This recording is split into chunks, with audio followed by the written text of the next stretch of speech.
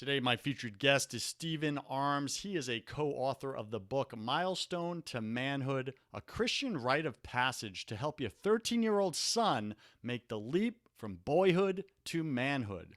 Like, you can't get more specific than that, BC Nation. I mean, it's for 13-year-old boys, right? They're exiting like that premature weird age or whatever, and then they're entering an even more weird age, right?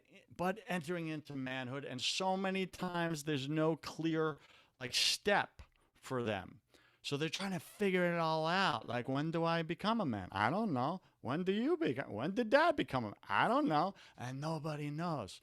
So we're going to address that today. In the book, Stephen shares his firsthand experience of his rite of passage weekend and reflects on how it shaped him into the man that he is today. Stephen lives in Portland, Oregon with his wife, Emily, and is the proud father of two young babies, about the same age as mine. He's got a little beautiful 3-year-old girl. He's got a 1-year-old boy, very similar. Stephen, welcome to Broken Catholic, #1 podcast on Apple Podcasts for Protestants and Catholics. Go ahead and fill in some of the gaps in that intro, would you?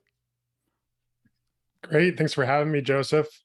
Wow. I think you hit the nail on the head there. All you really need to know about me is that I married the most beautiful woman in the world and that I have two amazing children. Besides that, everything else is just peanuts. Well, if your wife's the most beautiful woman in the world, what's mine? No comment there. I'm messing, I'm buddy. not going to go Okay. there. All right, Steven, let's start off. Take a minute. Share something personal about you that very few people in your business life actually know. Sure. Something personal about me that very few people know. You know, I am a pretty stoic dude. I am an introvert. Studied engineering in college. I'm good with numbers. I'm very analytical. But something that very few people know is that I have a sensitive side too. And I think that's the creative side of me that drives me to do artwork and Hmm. write a book. And I think that a lot of people see me and they judge me as like, oh, he's quiet, there's not much to him. But when you dig deeper, I do have feelings, and I think that it's something that a lot of men struggle with is being in touch with their emotions. Hmm. It's not something that we're necessarily encouraged to do growing up. And, it's kind of seen as like a more feminine attribute, being in touch with your emotions. But I definitely have that sensitive side of me where, if someone gives me criticism, it can really bring me down.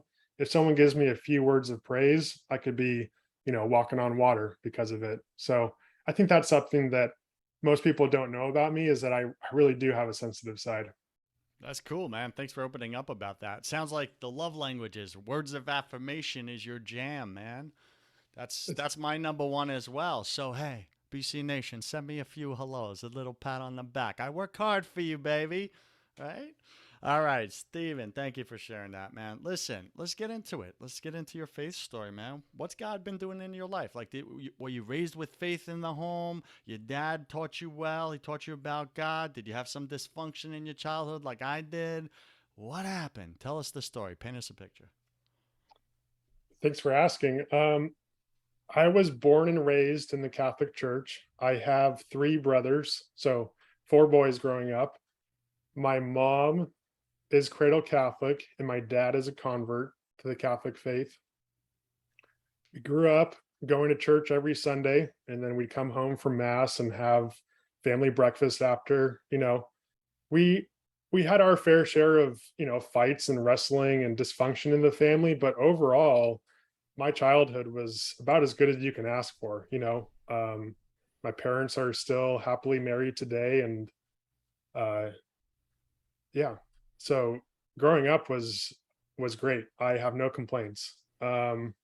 Awesome. So then, like, you go into junior high, you go into high school, off to college. A lot of us, we kind of leave God behind. We leave our family behind.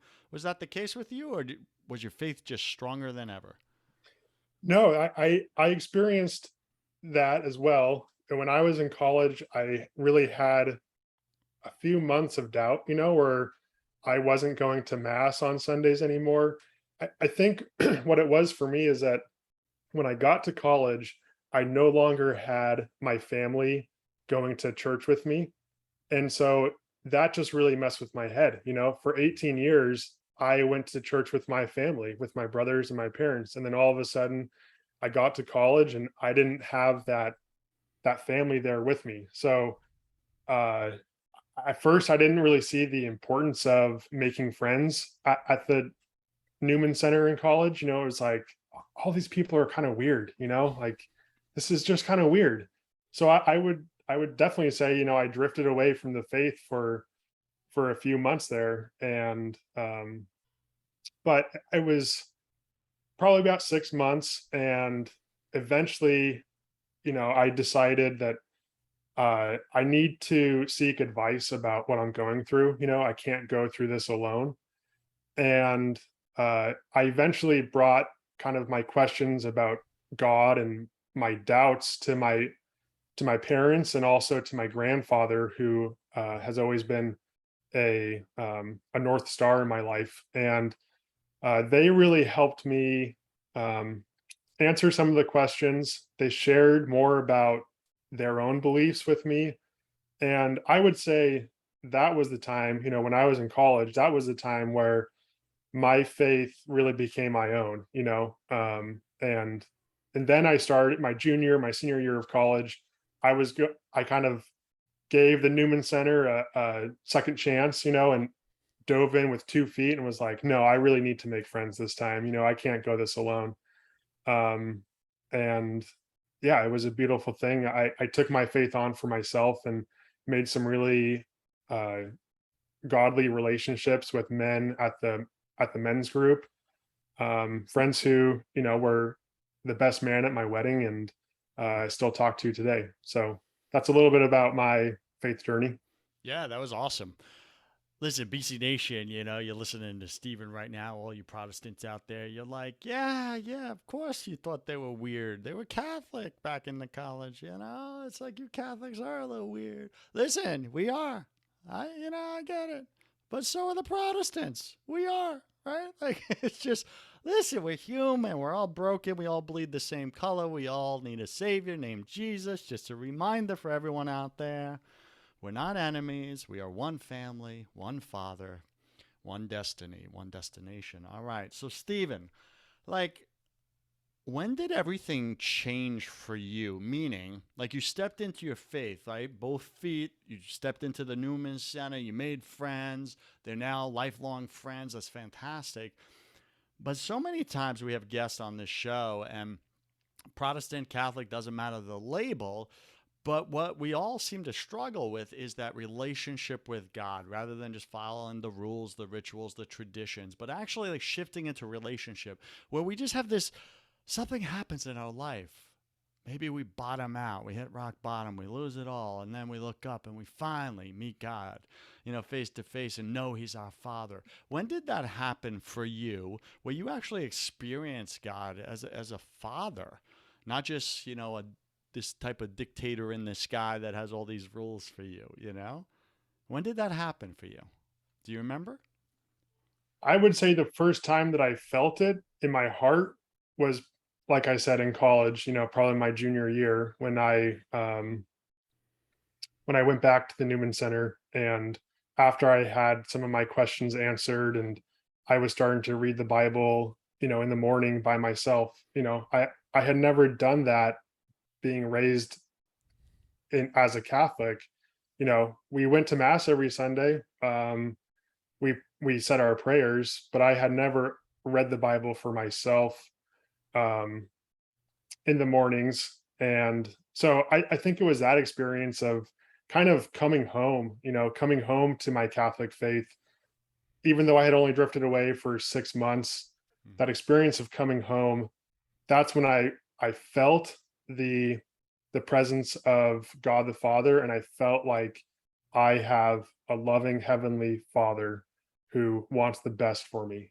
His plans for my life are even better than my own plans for my life. So, Mm. in that sense, it just makes sense to jump in with 2 feet and completely abandon yourself to God because he's a lot smarter than you and me. For sure.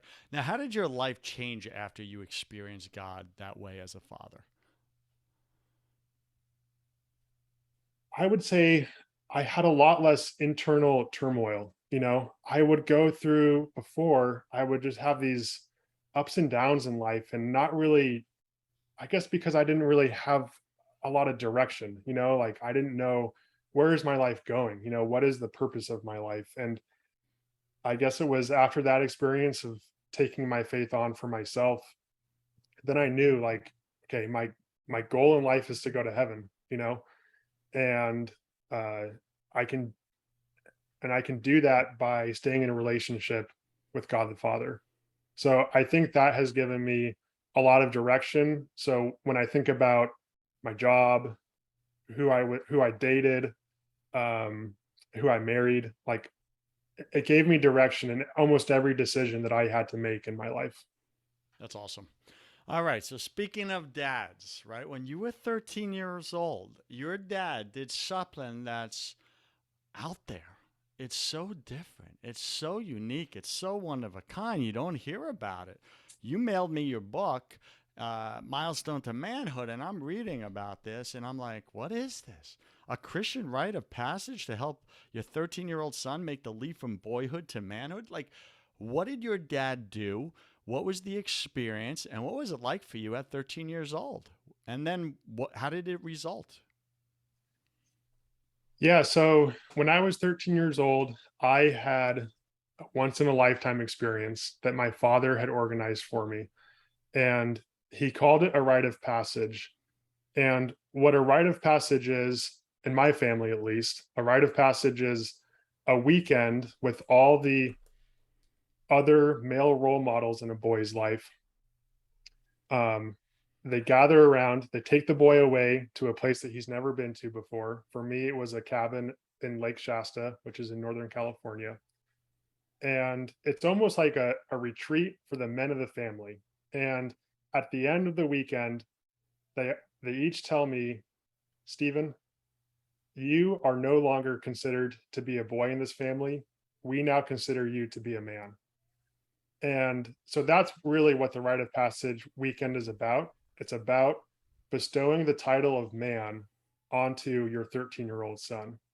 So this sounds very similar to like the tribal communities where, they send the boy off in the middle of the night to go spend the night, right? And if he survives and comes back the next day with all the tigers and bears and lions, then he's a man.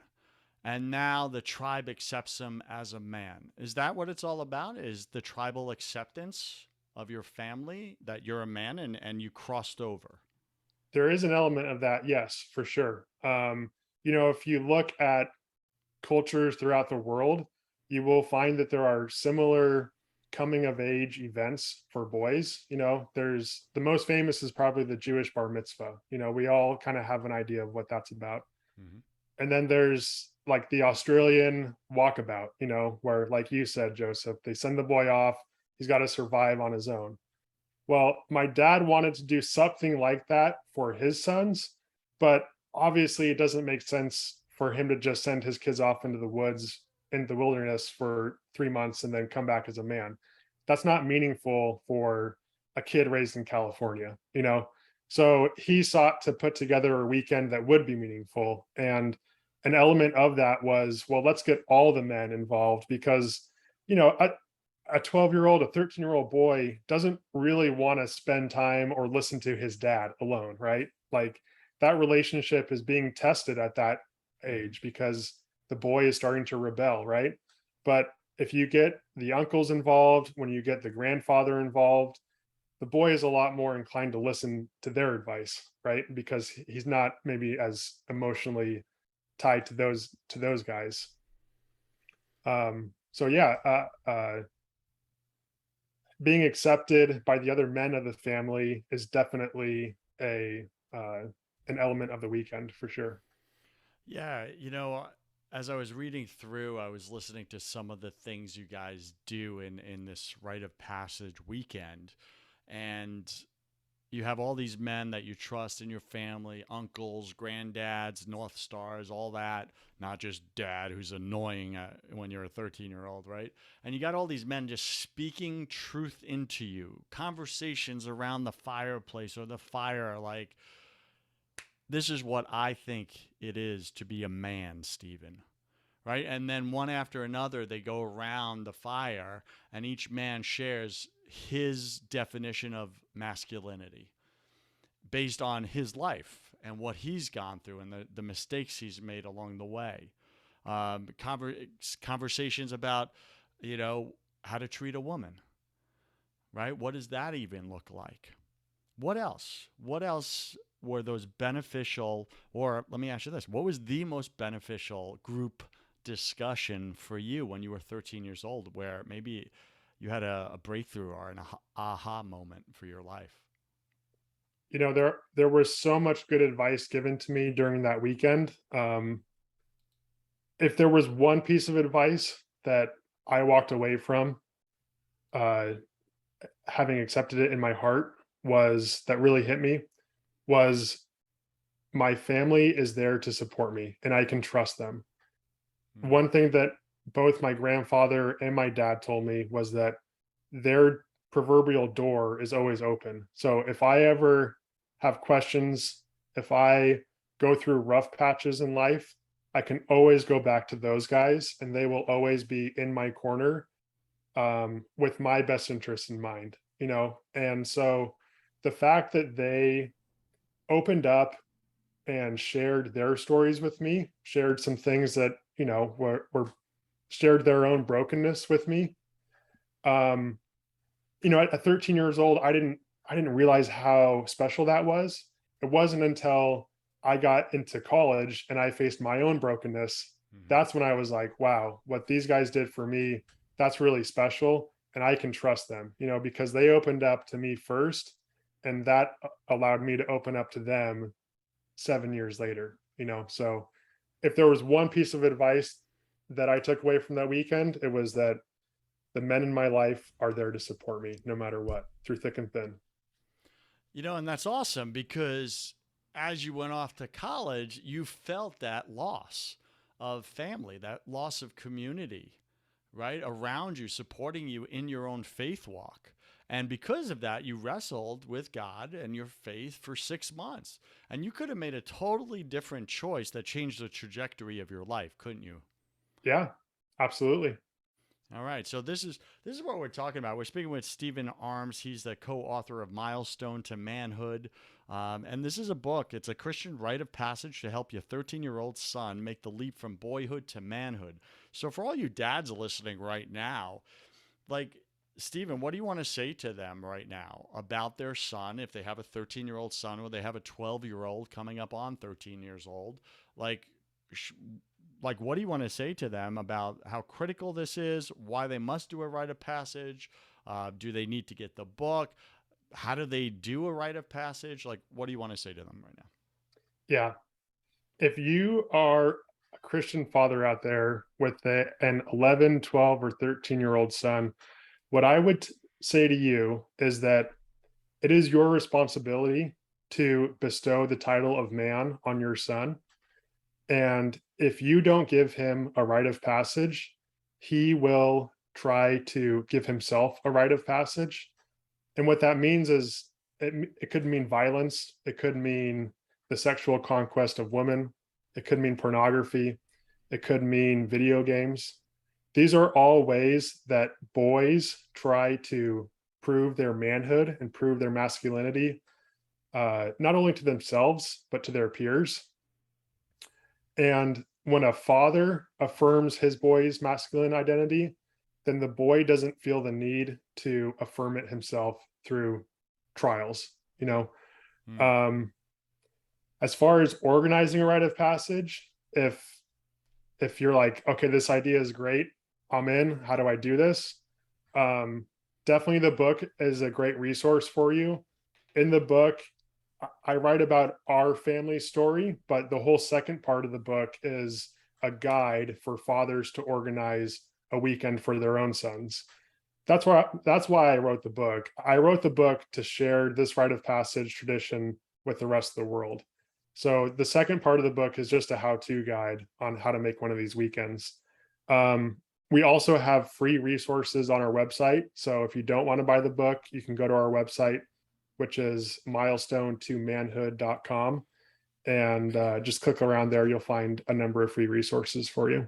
You know, Stephen, when I was on the website and I'm clicking around, like you said, I was blown away at how much free content and how to you guys give away, you and your dad, on the website. Like you literally walk through the emails and the templates, copy and paste the email for sending this out to the other men in your family to invite them to be a part of your son's journey from boyhood to manhood weekend. And like, it was just like, all right, 3 weeks out, send this email. 2 weeks out, send this email. 1 week out, send this email. And I was like, wow, this is like a cookie cutter blueprint ready to go if a dad wants to set this up for his son. And who wouldn't? And I didn't even know this was available for us to do as, Christian dads. Now, I have a 1-year-old son, but in the future, like I'm holding on to this because I already set the intention of I'm doing this. Because man, imagine had my dad done this for me. That Yeah, would have helped me to avoid exactly what you said. I did the conquest of women to prove my manhood, and I did the conquest of business and money, right? Status, all that stuff. And man, I not only wasted years of my life, but I almost lost my life. And I definitely lost my faith for quite a long time. And it was only through God's mercy that I was brought back. And I could have never been brought back. yeah, Like, what a that's difference this would have made in my life personally. What do you want that's to really say to that? powerful, Joseph. Yeah, it's kind of going back to what I was talking about earlier in my own struggles, as a man, being being in touch with my emotions. Us men are not always good at communicating and talking about our feelings, but it can be so simple. If a father just can use his words to tell his son, I consider you to be a man now, that can be so powerful in a boy's life. um, it's so simple, but it can be so powerful. I agree completely. And boys are really just waiting for it, but they don't know how to ask for it. But Yeah, then what do when we don't get it from dad? We spend our whole life chasing it, don't we? for Trying to get sure. the approval of dad through all these people out there. Like we're all doing Absolutely. it. We're trying to get the Yeah. approval of dad through all the girls we're conquering. Like it's ridiculous. That's why nothing actually satisfies. And mostly we're trying to get the approval of our heavenly dad rather than Mm, just going to him and saying, "Hey father, who do you say I am?" yeah. Like and then waiting for him to answer and give us that attaboy, you know? Yeah. All right. Like we're speaking with Stephen Arms. This guy's rocking, man. His book's rocking. He's helping dads like you who are lost with your sons. I mean, so many dads. I get to coach you dads, right? You're doing 7 figures in your business, 8 figures. A few of you are doing 9 figures. You're a bunch of awesome control freak business badasses. You just are. But then you come home to your family, to your kids, to your sons, and you have no idea what you're doing, do you? Like, just admit it. And it's that loss of control at home that makes you get into all the wrong things, right? Alcohol, porn, cheating, all these pacifiers because you don't feel like anyone's teaching you how to do daddyhood. Well, wouldn't it be wise for you to show your son right out the gate at 13 years old? First off, son, here's how you be a man. This is what it looks like. Now you have a choice. Before you didn't have a choice, but now you have a choice. What do you want to do with it? Like this will change the trajectory of your son's life. So all you dads listening, take this serious, would you? And if your son is 10, 11, 12, in that area, 13 years old, like check this out, man. Because the bottom line is the enemy wants your son. The enemy wants your son. That's why he's trying to destroy you so that you're so lost and confused that you're not pouring life into your son. You're not teaching him how to be a man because you're barely doing it on your own. Just remember that. The enemy wants you out of the way, okay? But you're the only one standing between you and your son. Don't give up the kid, man. Don't give him up. I'm telling you, Stephen, I get a little passionate about this. All It's right. awesome. You should be. I see all these dads, man. They're beautiful men. They don't know how to express their emotions, their negative emotions, like you said. Thanks for opening up about that. All right, Stephen, I want to ask you this before we get into my favorite part. What do you do to strengthen and deepen your faith now? So to strengthen and deepen my faith now, I do a lot of reading. I have a big stack of books that I have on my to read list. I read every morning. The kids wake up early. I grab them, put them on my lap, start reading. Um, we pray together as a family. There's so much truth in that saying, the family that prays together stays together. Boom. I've seen it in my family growing up, and it's something that I want to implement in my family now that I'm a father. So we pray every night together as a family. And then, I love just silent contemplative prayer. I schedule it every day in the afternoon, just 15 to 30 minutes of just quiet time with the Lord.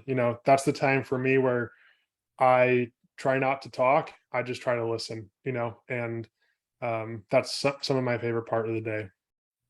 Yep. For any Protestant out there that thought up until now, Catholics don't actually pray, they don't sit with God, and they definitely don't read the Bible. Well, Stephen's proven you wrong here, so you may want to let go of that lie the enemy sold you. All right, Stephen, I'm going to ask you, welcome to the confession round, right? Confession round. I'm going to ask you 10 quick fire questions. You'll have about 3 seconds to answer each. Don't overthink it. It's just for fun. It's like a game show. Are you ready? Sweet. Let's go. What's your favorite thing about God? His love. Yeah. What's your least favorite thing about God?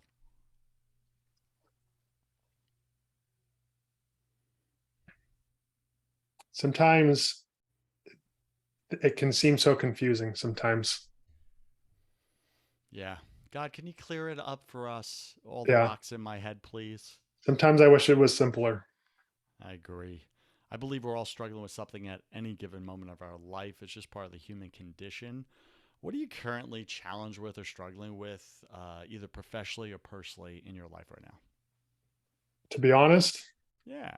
I am struggling with my relationship with my brother. Our relationship is just kind of on the rocks, and we haven't talked in like 6 months, and Mm. that's tough. Sucks. Yeah, that does. It really does.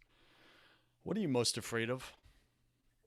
I'm most afraid of something happening to my children. Mm. What did you spend way too much time doing this past year? The internet, That darn internet. What so secret addicting. so addicting. What secret fear do you have about people? Secret fear about people is that I am being judged by people. I wish I Mm. could read their mind sometime. Got it. What do you wish you had learned sooner about God? I wish I had learned sooner that you can jump in with 2 feet, and uh, he'll be there to catch you. You won't fall hard. He will catch you if you jump in with 2 feet. There, there is a depth of his love where he can love all of you. I wish I knew that sooner. That I didn't have to hold things back.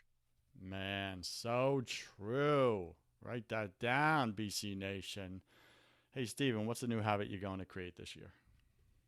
New habit.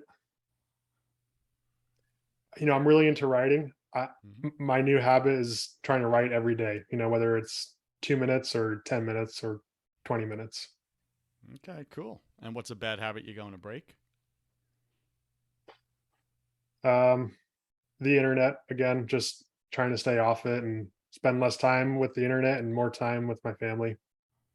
Awesome. Awesome. Good thing to do. Pick 3 words to describe who you are now. Who I am now, I would say broken. I would say redeemed through Christ. And for the third word, I'll say family because I love my family so much. Yeah, I see it all over you, bro. And pick 3 words to describe who you were before you went 2 feet into relationship with God. I mean, before I was definitely still broken. Um, Number two, I would say confused. I just had so much more confusion in my life. Number three,